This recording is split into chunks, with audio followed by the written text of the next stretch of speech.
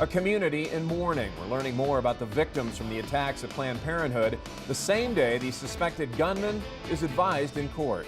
Say goodbye to the snow. Finally, I'm timing out warmer temperatures moving in. What you can expect coming up in your First Alert 5 forecast. Churchgoers take down a vandal caught red-handed attacking this Pueblo sanctuary during service. Hear the incredible story coming up. Now, News 5 investigates at 5.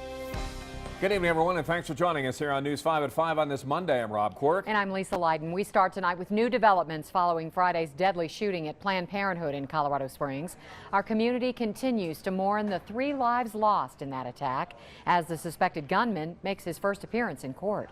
And we continue our team coverage on this developing story. Our crew's live across Colorado Springs. Let's start tonight with Matt Pritchard outside the Criminal Justice Center, where Robert Deere being held tonight without bond. Matt? Well, Robert Deere was advised today in a courtroom with the El Paso County Courthouse. He looked dazed on the TV monitor inside the courtroom today as he was read the highest charge on which he's facing, the one he was arrested for just last Friday. The initial charge is murder in the first degree. That charge of first-degree murder holds a minimum sentence of life in prison and a maximum of the death penalty, and it remains unclear how many other charges could be piled on top of that initial charge. District Attorney Dan May and his staff have some decisions to make in the meantime, though, as they'll have a small window to decide whether to pursue the death penalty in this case or not. The District Attorney's Office has 9 weeks or 63 days to decide whether we will seek the death penalty or not. Under Colorado law, we actually file a formal document indicating whether we will or will not be seeking the death penalty. Now, many of the victims' family members were also in the courtroom today, some choosing not to look at Deere during the video advisement, others glaring at the screen but staying completely silent during those proceedings. Now, Deere is due back in court on December 9th. That's next Wednesday at 1:30. You can count on News 5 to be there for that as well. In Colorado Springs, Matt Pritchard, News 5. Thank you, Matt. Southern Colorado mourns the victims in Friday's tragedy. UCCS police officer Garrett Swayze, Jennifer Markovsky, and Kier Stewart. Today we spoke with Tony Fisher, one of Kier's friends. The two met while stationed at Fort Hood and served overseas in Iraq. Fisher tells News 5 Kier came home to his house for Thanksgiving dinner on Thursday and never could have imagined what happened the next day. You watch the news all the time, and you know, unfortunately, these kind of tragedies are becoming more and more frequent. And you always say when it happens, you're like, man, that's a bad deal, you know, but you never think that it's going to hit so close to home, you know, in your hometown, and then let alone one of your friends be involved in it. We learned Kier was enlisted in the Army from 2004 to 2013. He leaves behind 2 children. We're hearing from his brother and what he says about forgiveness coming up tonight at 6. Tonight we're also hearing from Jennifer Markovsky's family. Her husband said he is shocked and deeply saddened and remembers his wife as a caring and compassionate person and parent. Local law enforcement officers honored their fallen brother with a procession as his body is moved from the coroner's office to the funeral home this afternoon. His coffin draped in an American flag. UCCS officer Garrett Swayze was killed Friday while running into the face of danger trying to stop the attack. Officer Swayze was a 6-year veteran of the force at UCCS. He was married with 2 young children. And the information for Officer Swayze's funeral is on your screen right now. It is set for this Friday at 1 p.m. and will be held at New Life Church in Colorado Springs. Continuing our team coverage now, the Planned Parenthood clinic remains closed tonight because of the investigation, but also because of the extensive damage the building sustained during that shootout. News 5's Greg Dingrando looked into what the clinic being shut down means for patients there. He joins us in studio. Greg? Well, Rob, the Bearcat that police drove into the building did a number on it, so much that executives with Planned Parenthood said over the weekend it's destroyed. They're trying to get in to assess the damage, but because it's still a crime scene, they can't, and they have no idea just how bad the damage really is. In the meantime, Planned Parenthood is scrambling to contact hundreds of patients to move them to another facility, but it won't be easy. With the closure of the clinic in Pueblo and now Colorado Springs, the next closest facilities are Denver or Salida. And with the amount and the importance of those services that they provide, they say they have to come up with something.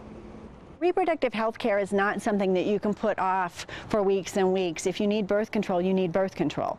And so our commitment is to serve people as quickly and as conveniently for them as possible. So the big question now is, will the clinic be able to reopen? And if so, when? That's something that is drawing some mixed reactions. Critics of Planned Parenthood say they hope the closure isn't just temporary. They want it to be gone for good. You'll hear from some of them and what Planned Parenthood thinks about the future of the clinic here in Colorado Springs. Lisa? Greg, thank you. The headline that appeared over the weekend in The Guardian is drawing criticism from local leaders for stereotyping our community. The headline reads, Colorado Springs, a playground for pro-life, pro-gun evangelical Christians. News 5's Andy Cohen spoke with the mayor and city council members about the image Colorado Springs has around the world in the aftermath of this tragedy. He joins us now live. Andy? Well, it's important to keep in mind that the attack on the Planned Parenthood clinic comes less than a month after the mass shooting in downtown Colorado Springs, and those two incidents have really put our community in the spotlight when it comes to the debate over the rights of gun owners versus ways to stop these mass shootings. Now, we did ask Mayor John Suthers about the image of the city and his response to the article. He said that he expected there would be groups that would want to exploit the shooting to advance a political agenda. He says that that is wrong, and he points out that the Springs is one of the 50 largest cities in America, and that there's a highly educated population here, a large military population, and a large number of professional athletes thanks to the Olympic Training Center.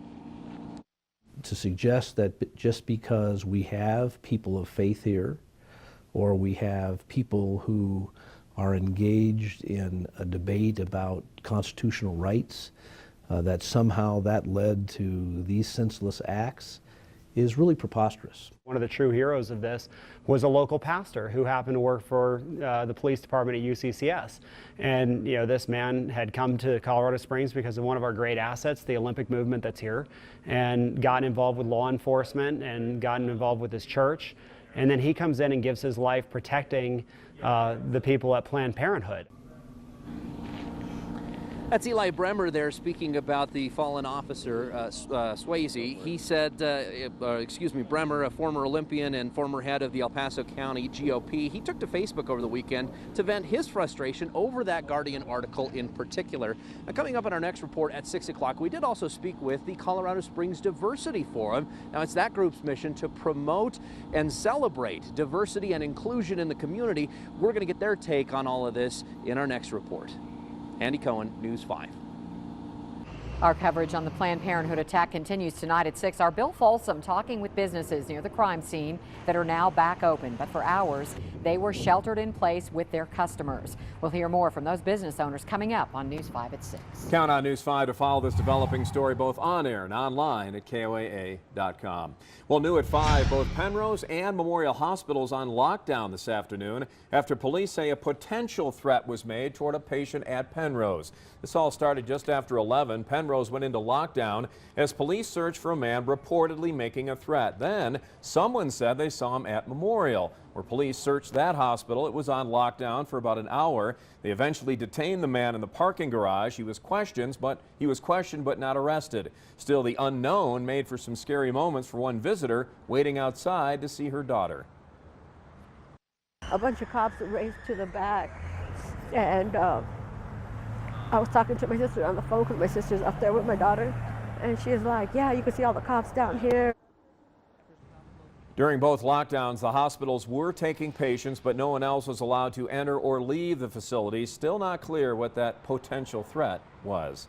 Let's switch gears now. Talk about our weather. Here's a live look from our News 5 studios in Pueblo. Most of us woke up to snow and icy roads. But the sun returned. Yes, that yellow object in the sky, somewhat warmer temps. Let's check in now with lead forecaster Mike Daniels. So is this going to continue, Mike? It actually is, Rob. A strong warming trend over the next several days. Here's the reason why. High pressure now building in behind that storm system that hit us on Thanksgiving and continued all the way till this morning. That thing is on its way out, and we've got a northwest flow of air around here. Little disturbance in embedded in that flow, so later tonight, I think the wind is going to get strong along and west of I-25, gusts up to 30 and 35 miles per hour. But tomorrow you get plenty of sunshine, temperatures 5 to 10 and even 12 degrees warmer than what we had today. Dress warmly tonight, though. 8 o'clock temperatures at 18 degrees. Sunny but cold tomorrow morning, and again windy tomorrow morning. That wind will decrease during the afternoon hours. Highs actually hit the 50s later in the week, but I'm tracking a weekend cold front you'll want to know about. More on that coming up.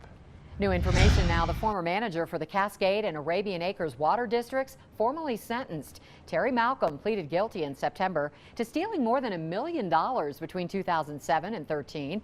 As part of a plea agreement, Malcolm will serve 18 years in prison, followed by 5 years mandatory parole. He's also required to pay back the money and pay restitution. Also tonight, take a look. This man, Clifford Bishop, made his first court appearance today. He's charged with attempted murder, menacing, and illegal use of a firearm after reportedly shooting his father in the head. Now, this was the scene on Cherry Hills Way early yesterday morning. That's north of Colorado Springs. Police say the father recovering from non-life-threatening injuries. There were 5 other people in that home. None of them were hurt.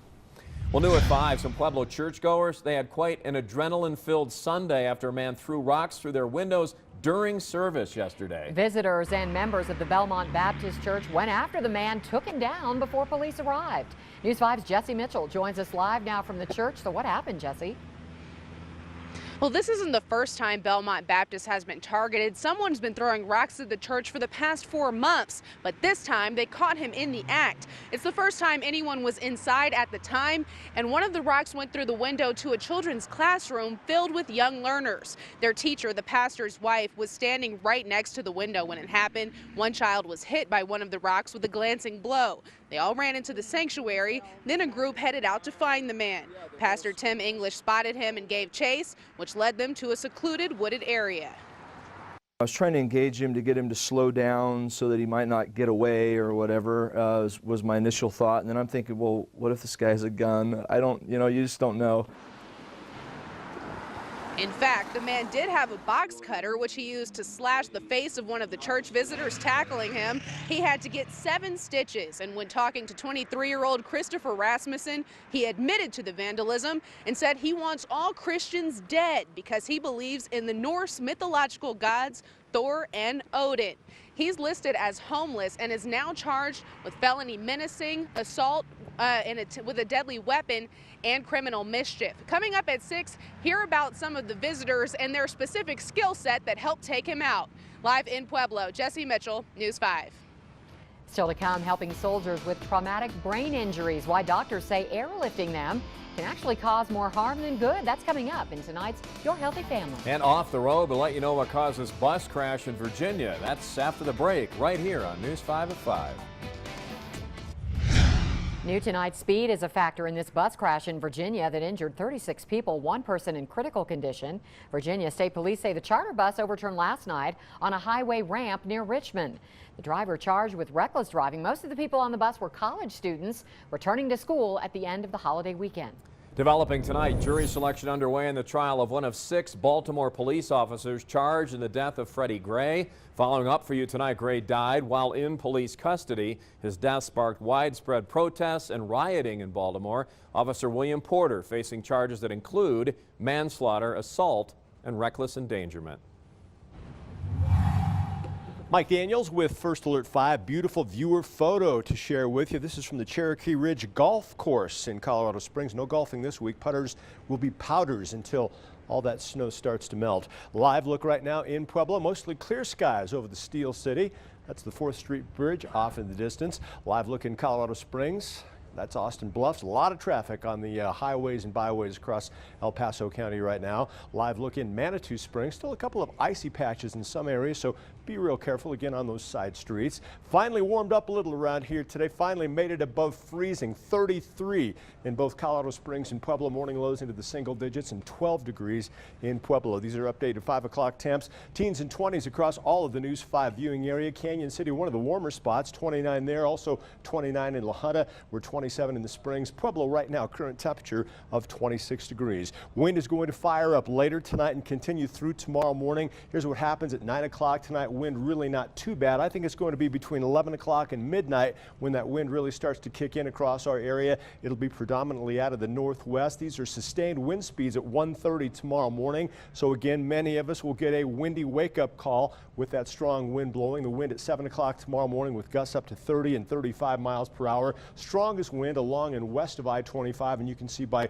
early tomorrow afternoon that wind starting to shut down as that disturbance pushes to the east. Sky conditions will start with plenty of sunshine around here tomorrow. Some areas picking up a few high thin clouds from time to time tomorrow. Then by late tomorrow afternoon, tomorrow night, you'll see those clouds start to thicken once again, but you can put the snow gear away. It's going to be dry around here for at least the next several days. Overnight lows before the wind kicks in the single digits. They'll rise dramatically once that downslope wind kicks in. In Pueblo, the overnight low tonight dropping down to 8 degrees. Tomorrow, the warming trend continues. Afternoon high temperatures topping out into the 30s and 40s across most parts of the News 5 viewing area. But again, tomorrow morning, just be prepared for that strong gusty wind, the strongest wind up across the higher elevations. Temperatures tomorrow another 5 to 10 and even 12 degrees warmer than what we had today. The warming trend continues Wednesday into Thursday. There's the day you want to look forward to. How about 52 degrees? It's been a long time since we've been there. Even warmer on Friday, but I'm tracking a new cold front. Doesn't look particularly strong, but we could see a couple of snowflakes across some parts of the area on Saturday. We'll keep you updated as that thing continues to develop and move our way. In Pueblo, you talk about a warming trend. How about 50s? Wednesday, Thursday, and Friday. Unfortunately, just as the weekend rolls in, so does that cold front. It's not going to be real strong, though. 48 both Saturday and Sunday with dry conditions. Canyon City and Woodland Park, 30s, 40s, and 50s for the next several days. Could see a few snow showers by Saturday across mainly the higher elevations. Rob, Lisa? Mike, thanks. Looking ahead for you, I-25 will be closed in both directions at the Fillmore interchange beginning tomorrow as crews install concrete girders there. CDOT planned on starting the work tonight, but it's now delayed. Now, tomorrow night and Wednesday night, all lanes will be shut down from 9 p.m. to 5 a.m. Traffic will detour around the closure using the entrance and exit ramps. Fillmore will also be closed over the interstate. You can still access Fillmore from I-25, but you cannot cross that bridge. A community in shock after Friday's attack at Planned Parenthood will break down new services being offered at a Southern Colorado crisis center in tonight's Health Watch. And it's Cyber Monday. We'll let you know how much Americans are spending on today's online sales right after this break. A pretty sight in Estonia. Cool. The Christmas spirit came early to one town with a tree made out of old recycled windows. It might not be the usual spruce, but hundreds gathered to see the bright and colorful lights over the weekend. The tree decorated with 40-foot high installed windows. 121 recycled windows altogether filled with colorful glass. Beautiful. All you Beatles fans out there, listen up. You know, a late great friend, Lee Douglas, he'd love this story. 294 people just set a world record in Mexico for the largest number of people dressed as members of the iconic rock band. Now you can see they're all dressed up in costume with their Liverpool sign, of course, reflecting the group's various styles over the decades, and there were a lot of them. This broke the previous record of, Lisa, 250 people. Wow, love the wigs. Good stuff. Very nice. Well, right now, millions of Americans are taking advantage of Cyber Monday sales. Did you log on? With Black Friday behind us, this is the day that retailers roll out their online deals. Companies are already prepping and packaging hundreds of thousands of orders. Shoppers are expected to spend $3 billion online today, up 12% from last year. The National Retail Federation estimates 121 million people will be shopping online today. But don't do it at work. That's what we were told. Do not do it at work. All right, the best practices to help soldiers with traumatic brain injuries. Annie Sneed taking a closer look coming up in tonight's Your Healthy Family.